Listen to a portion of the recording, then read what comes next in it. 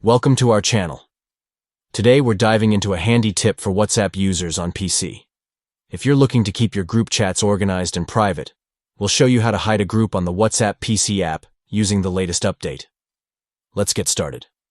First, open up your WhatsApp application on your computer.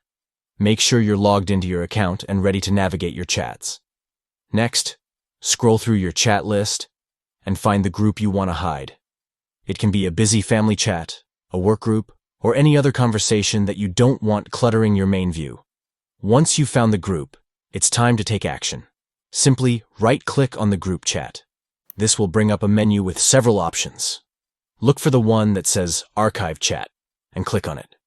This will immediately hide the group from your main chat list, giving you a cleaner interface. Remember, archiving a chat doesn't delete the group or remove you from it. You'll still receive notifications when new messages are posted, but the group will be neatly tucked away in your archived chats, only a click away. And there you have it.